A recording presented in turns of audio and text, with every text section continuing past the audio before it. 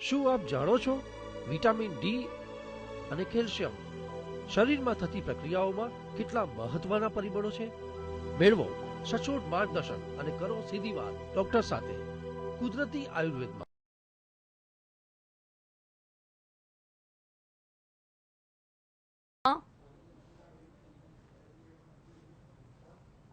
નમસ્કાર દર્શક મિત્રો, હું પીનલ આપનું સ્વાગત કરું છું મારા ખાસ કાર્યક્રમ કુદરતી આયુર્વેદમાં। દર્શક મિત્રો, ઘણા બધા એવા રોગો હોય છે, ઘણા બધી એવી સમસ્યાઓ હોય છે આરોગ્ય રિલેટેડ કે જેનું નિરાકરણ ક્યાંય આવતું નથી ને આધુનિક પદ્ધતિઓમાં ક્યાંય જોવા મળતું નથી। ખાસ કરીને વાત કરવામાં આવે એવી ઘણી બધી પ્રોબ્લેમ્સની તો વાત કરીએ, અત્યારે કબજિયાત એવી સમસ્યા છે કે દરેક વ્યક્તિમાં જોવા મળતી હોય છે। વિટામિન્સની કમી જોવામાં આવે તો એ પણ દરેક વ્યક્તિમાં અત્યારે જોવા મળતી હોય છે અને આ બધી જ સમસ્યાઓનું નિરાકરણ ક્યાંક આજે આધુનિક પદ્ધતિમાં જોવા નથી મળતું। તો જેને સોલ્યુશન લઈને આવે છે આયુર્વેદિક જે સેન્ટર છે, કહી શકીએ કે અત્યારે એ સેન્ટરમાં એ બધી જ તકલીફોનું નિરાકરણ મળતું હોય છે અને એ પણ આયુર્વેદિક ટ્રીટમેન્ટથી મળતું હોય છે। તો અત્યારે મારી સાથે આયુર્વેદિક ટ્રીટમેન્ટ કાર્યક્રમમાં જોડાઈ ગયા છે મારી સાથે યુસુફ શેખ, જેઓ પ્રમોટર છે ત્યાંના, અને એમની સાથે જોડાયા છે નરસિંહ એમ પટેલ, કે જેઓ વૈદ્ય છે। તો કુદરતી આયુર્વેદ હેલ્થ સેન્ટરમાં જે રીતે વાત કરવામાં આવે તો એક અલગ વાત એ છે કે ત્યાં બધી જ જે વિટામિન્સની કમીથી જે રોગો થતા હોય છે એ રોગોનું સમસ્યાનું નિરાકરણ આવતું હોય છે। અને ખાસ કરીને અત્યારે આજે વાત કરવામાં આવે તો પહેલો વીકમાં જે વાત કરવામાં આવી હતી કે જેમાં કેલ્શિયમની ઉણપ અને વિટામિન ડીની ઉણપથી જે રોગો થતા હોય છે એની ચર્ચા કરવામાં આવી હતી યુસુફભાઈ। અને આજે જો વાત કરીએ તો શરૂઆત કરીએ આ કાર્યક્રમની, તો શરૂઆતમાં જ અત્યારની વાત કરવામાં આવે તો સ્વાસ્થ્ય જીવન જીવવું ખૂબ જ મુશ્કેલ થઈ ગયું છે। દરેક એક વ્યક્તિને જોઈએ તો કોઈક ને કોઈક બીમારી જોવા મળતી જ હોય છે અને એ બીમારીની વાત કરીએ તો ખાસ કરીને વિટામિન્સની કમી અને કેલ્શિયમની કમીના કારણે ઘણી બધી બીમારીઓ થતી હોય છે। તો શરૂઆતમાં આપને એ જ પૂછવા માંગીશ કે આજ સ્વાસ્થ્યને સારું રાખવા માટે કે સારું જીવન જીવવા માટે શું આવશ્યક છે યુસુફભાઈ? સ્વાસ્થ્ય જીવન જીવવા માટે શરીરની અંદર આપણને સૌથી પહેલા તો પાણી જોઈએ, બીજું શ્વાસ લેવા માટે હવા જોઈએ અને ખોરાક જોઈએ। તે તદ ઉપરાંત લોકોને એટલી જ ખબર છે કે હવા, પાણી અને ખોરાક 3 જ વસ્તુ આપણને જોઈએ, પરંતુ એટલી જ અગત્યતા છે સનલાઇટની, સૂર્યનો પ્રકાશ। એટલે ફૂડ, વોટર, એર અને સનલાઇટ એટલે 4 વસ્તુની આવશ્યકતા છે। એટલે લોકો સનલાઇટને મહત્વતા નથી આપતા। એટલે સનલાઇટ ખોરાક અને પાણી અને હવા જેટલું જ મહત્વનો ભાગ છે। એટલે એ લોકોએ સનલાઇટને એવોઇડ થઈ ગયું છે સનલાઇટ લોકોના જીવનમાંથી। એના હિસાબે ઘણા બધા પ્રોબ્લેમ્સ ક્રિએટ થવા લાગ્યા છે, જે ખાસ કરીને વિટામિન ડી ની ડેફિશિયન્સી ક્રિએટ કરે છે। તો નરસિંહભાઈ, જે રીતે સનલાઇટની ઇમ્પોર્ટન્સ જણાવી યુસુફભાઈએ, તો હું આપણે એ જ પૂછવા માંગીશ કે સૂર્યપ્રકાશ કઈ રીતે આવશ્યક છે આજે સ્વાસ્થ્યને? બિલકુલ કહી શકીએ કે જે રીતે સ્વાસ્થ્યમાં અત્યારે હાનિકારકો જોવા મળતા હોય છે તો લોકો સ્વસ્થ જીવન નથી જીવતા, તો જે રીતે તમને જણાવ્યું કે અત્યારે સનલાઇટ ખૂબ જ ઉપયોગી છે, તો કઈ રીતે ઉપયોગી છે અત્યારે સ્વસ્થ જીવન જીવવા માટે? યુસુફભાઈએ જે વાત કરી એ કુદરતી સ્ત્રોતો બતાવ્યા, એમાંનું એક સનલાઇટ કુદરતી સૂર્યપ્રકાશ છે। માણસ જેટલો કુદરતની નજીક જાય છે તો હંમેશા કંઈક ને કંઈક મેળવતો હોય છે। તો સનલાઇટ દ્વારા આપણને વિટામિન ડી મળતું હોય છે। તો એ વિટામિન ડી આપણા શરીરની અંદર કેલ્શિયમને યુટિલાઇઝ કરવા માટે મસ્ટ બી નેસેસરી, મતલબ કે બહુ ખૂબ જરૂરી તત્વ છે। એ જો આપણને સૂર્યપ્રકાશ પૂરતો ન મળે તો એના કારણે કેલ્શિયમ જે આપણા બોડીની અંદર શોષાવવું જોઈએ એ પ્રક્રિયા થાય નહીં, જે વિટામિન ડી થી થતી હોય છે।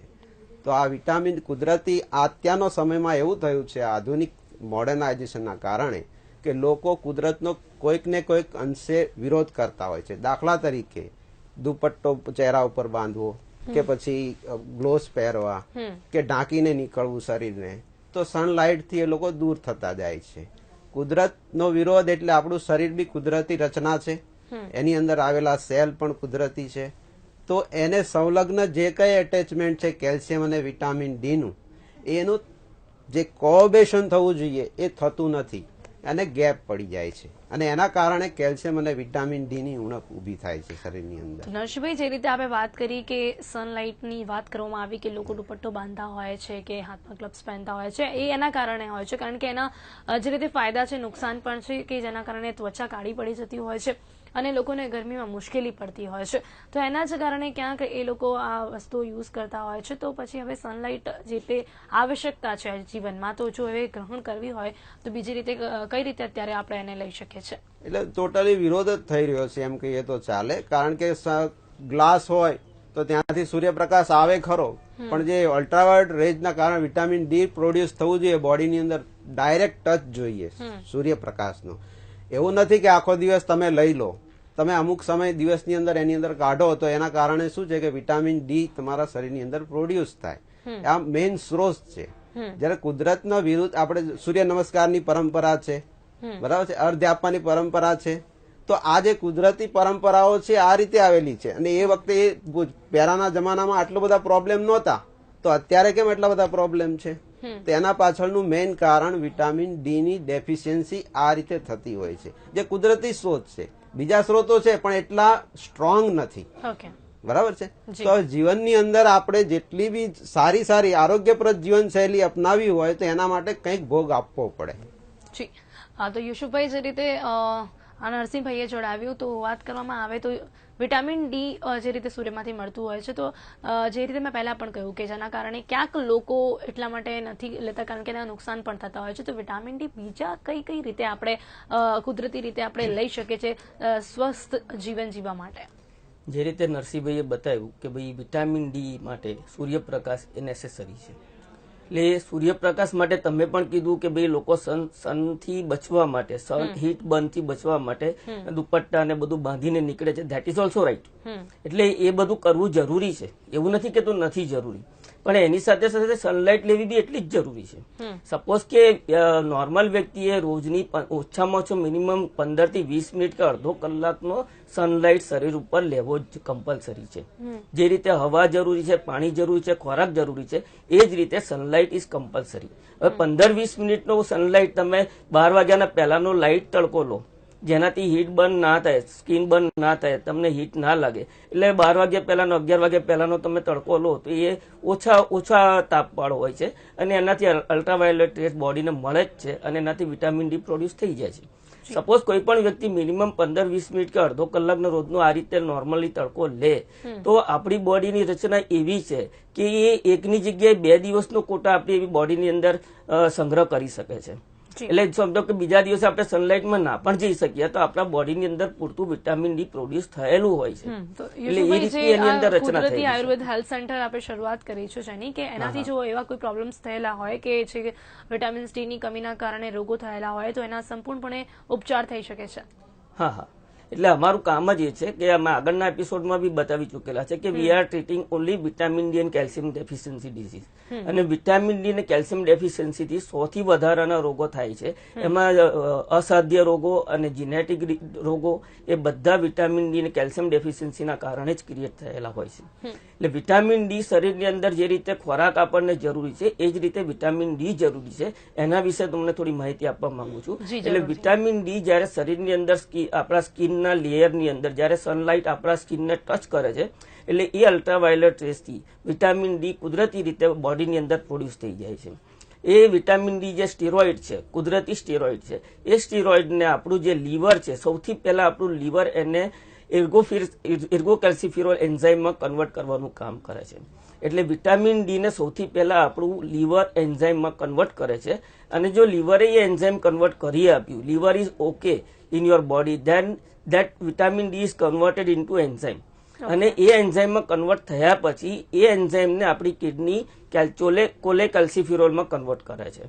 એટલે કોલેકેલ્સિફિરોલમાં જ્યારે વિટામિન ડી કન્વર્ટ થાય that is active vitamin D અને એના પછી એ કોલેકેલ્સિફિરોલ બન્યા પછી એ વિટામિન ડી આપણે કેલ્સિડિયોલ એન્ઝાઇમ કન્વર્ટ થાય અને કેલ્સિફિરોલ પછી એનું બને અને જે આપણા શરીરની અંદર જે પણ ખોરાક અને આપણે લઈએ છીએ અને જે પણ સ્ત્રોતથી કેલ્શિયમ શરીરમાં આવે છે એને એબ્ઝોર્બ કરવાનું કામ એ કેલ્સિફિરોલથી થાય છે. ઓકે, ખાસ કરીને નરસિંહભાઈ આપને પૂછવા માંગીશ કે પોષક તત્વોની વાત કરવામાં આવે તો ઘણા બધા લોકોને પોષક તત્વોની કમીના કારણે તકલીફો પડતી હોય છે.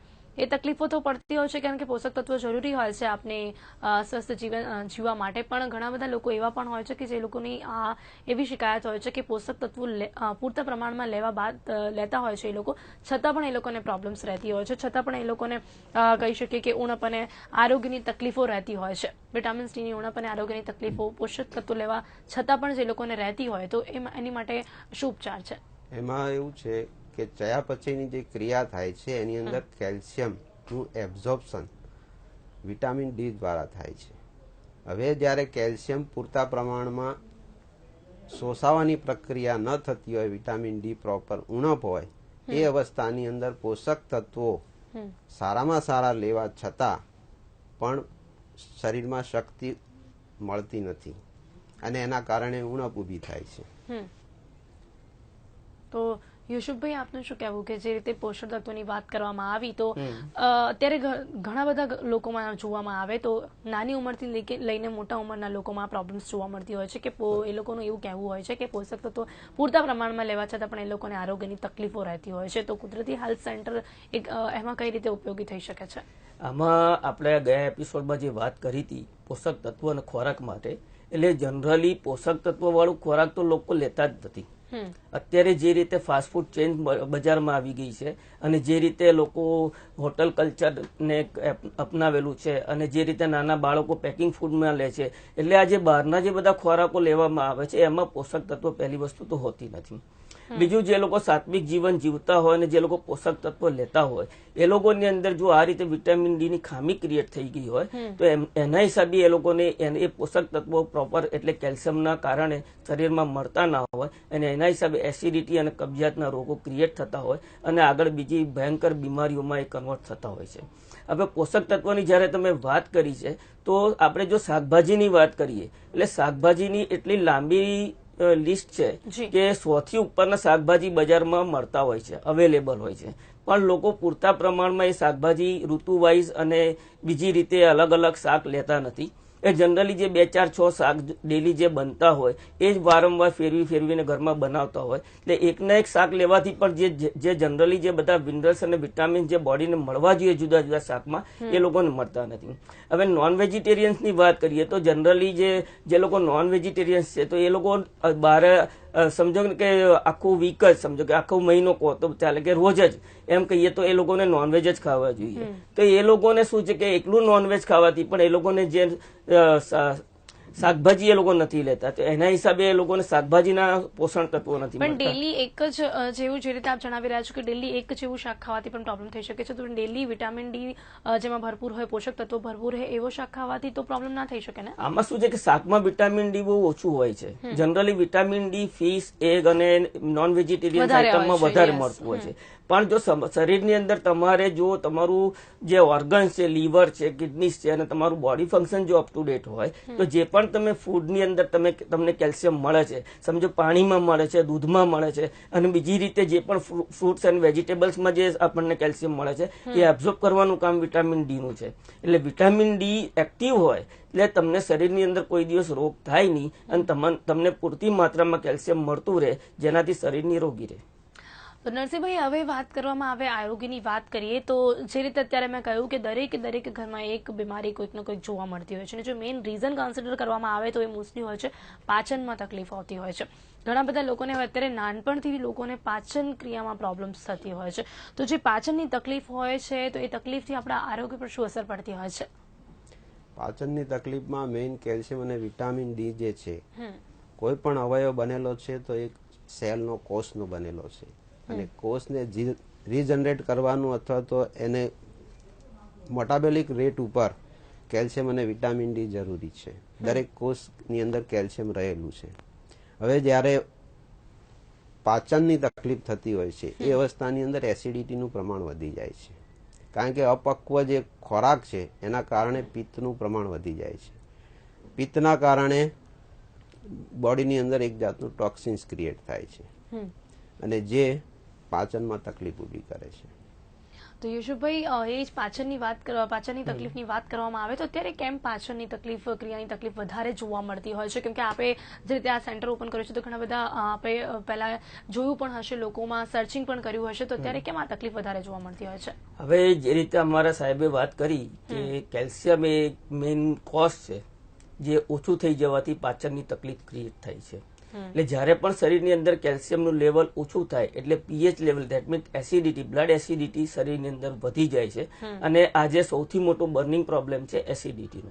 એટલે એસિડિટી હાઈ થઈ જવાથી એના ટોક્સિન્સ શરીરની અંદર વધી જાય છે. કેલ્શિયમ જયારે સેલ્સ લેવલ ઉપર, દરેક સેલ્સ લેવલ ઉપર કેલ્શિયમ વર્ક કરતું હોય છે. કેલ્શિયમનું કામ છે સેલ્સને ડિવિઝન, સિક્રેશન, મલ્ટિપ્લિકેશન કરવાનું કામ છે. સેલ્સનું કામ છે, કેલ્શિયમનું કામ છે સેલ્સને રિજનરેટ કરવાનું કામ છે. એટલે આમાં સુધી જયારે વ્યક્તિ કેલ્શિયમ ડેફિશિયન્ટ થઈ જાય છે ત્યારે આપણા જે ઓર્ગન્સ છે, સમજો કે શરીરના જે જઠર છે, આંતરડા છે, આ બધાના જેટલા બી મસલ્સ છે એ બધા સેલ્સથી જ બનેલા હોય છે અને એમાં કોન્ટ્રેક્ટ અને રિલેક્સ થવાનું કામ જે છે એ કરતા હોય છે. જયારે કેલ્શિયમની ઉણપ થઈ જાય એટલે કેલ્શિયમની ઉણપના કારણે કોન્ટ્રેક્ટ અને રિલેક્સ થવાનું જે વર્ક છે એ ઓછો થઈ જાય છે. એટલે આંતરડા અને જઠર જયારે પ્રોપર કોન્ટ્રેક્ટ અને રિલેક્સ ના થતા હોય ત્યારે કોન્સ્ટિપેશનનું પ્રોબ્લેમ ક્રિએટ થતો હોય છે શરીરની અંદર. તો એ પ્રોબ્લેમને અત્યારે સોલ્યુશન લેવા માટે જે આપણે જે રીતે શરૂ કર્યું છે કુદરતી આયુર્વેદ હેલ્થ સેન્ટરની વાત કરવામાં આવે તો એ પ્રોબ્લેમના સોલ્યુશન માટે આપે શું ખાસ કઈ ટ્રીટમેન્ટ આમાં બનાવી છે? એટલે અમારું કામ જ કેલ્શિયમ ડેફિશિયન્સીનું છે અને અમે ખાસ કરીને જે કબજિયાતની વાત કરવામાં આવે અને આમાં કબજિયાતથી માંડીને જેટલા બી મોટા જે રોગો છે, જેટલી બી મહાવ્યાધિઓ છે, બધાની અંદર મેઇન કોઝ કેલ્શિયમ હોય છે. હવે કબજિયાતનું પેશન્ટ હોય તો અમારે કેલ્શિયમની ટ્રીટમેન્ટ આપવી પડે, સાંધાના દુખાવા વાળો હોય તો એ કેલ્શિયમની ટ્રીટમેન્ટ આપવી પડે, કે કેન્સરનો પેશન્ટ આવે તો અમારે કેલ્શિયમની ટ્રીટમેન્ટ આપવી પડે. એટલે ટ્રીટમેન્ટનો જે સ્તર છે જે કેલ્શિયમ માટેનો છે એ નાના રોગથી મોટા રોગ સુધીનું બધામાં એક જ રહે છે. એ લોકોને જે રીતે સિમ્ટમ્સ હોય એ રીતે અલગ અલગ ડિફરન્ટ સપોર્ટેડ મેડિસિન્સ અમારે આપવાની હોય છે અને એની સાથે સાથે કેલ્શિયમ માટેની જે અમારી મેઇન ડ્રગ્સ છે એ અમે આપતા હોઈએ છીએ. તો નરસિંહજી, જે રીતે કેલ્શિયમની કમીની વાત કરવામાં આવી છે તો કેલ્શિયમની ઉણપથી જે રીતે અમને જણાવ્યું કે કબજિયાત થતી હોય છે એ રીતે એસિડિટીનો પ્રોબ્લેમ પણ કેલ્શિયમની ઉણપથી થતો હોય છે. તો એ કેલ્શિયમની ઉણપથી એસિડિટીનો પ્રોબ્લેમ કઈ રીતે થતો હોય છે?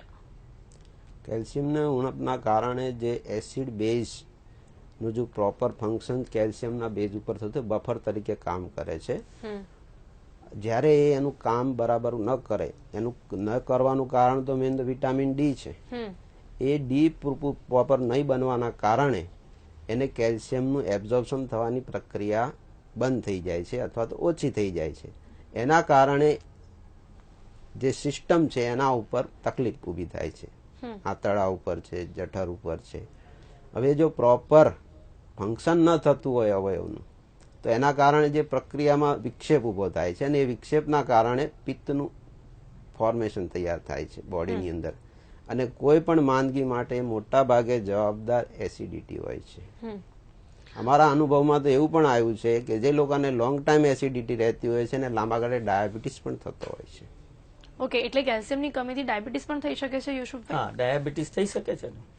કેલ્શિયમની ઉણપ થવાથી જયારે લીવર ફંક્શન ડિસ્ટર્બ થાય છે તો લીવરનું કામ છે આપણે ડાયજેશનનું કામ છે અને જયારે પ્રોપર સુગર ડાયજેસ્ટ ના થતી હોય ત્યારે એની અંદર ડાયાબિટીસનો પ્રોબ્લેમ ક્રિએટ થાય છે. એટલે ડાયાબિટીસ માટેનો જે અમારો એપિસોડ છે આગળ આવશે જેમાં અમે ડાયાબિટીસ કેલ્શિયમની ડેફિશિયન્સીને કારણે કેમ ક્રિએટ થાય છે એનું વિસ્તારવાર લોકોને જણાવીશું. જી, ખાસ કરીને યશુભાઈ, એ પણ આપને પૂછવા માંગીશ કે જે કુદરતી આયુર્વેદ હેલ્થ સેન્ટર છે એમાં જે રીતે વિટામિન્સની કમીના કારણે જે રોગો થતા હોય છે કે કબજિયાત થતી હોય, એસિડિટી થતી હોય, તમામ જે રીતે આપે કહ્યું કે એને નિદાન આપ જણાવતા હોવ છો, તો ટાઈમિંગ કેટલો લાગતો હોય છે? કારણ કે બીજી જે આધુનિક પદ્ધતિઓ હોય છે, જે બીજી આપણે હોમિયોપેથીની વાત કરવામાં આવે, એલોપેથીની વાત કરવામાં આવે તો એમાં પણ એ દવાઓ તો છે જ કે એસિડિટી અને એની માટેની, તો આમાં જ્યારે કહેવામાં આવતું હોય છે કે જ્યારે આપણે કોઈ પણ આયુર્વેદિક નિદાન લેતા હોઈએ છીએ એમાં થોડોક ટાઈમ લાગતો હોય છે, વધારે ટાઈમિંગ લેતા હોય છે, તો આમાં કઈ રીતે નિદાન થતું હોય છે? આમાં અમારું જે કામ છે મૂળ કેલ્શિયમ ઉપર આધારિત છે.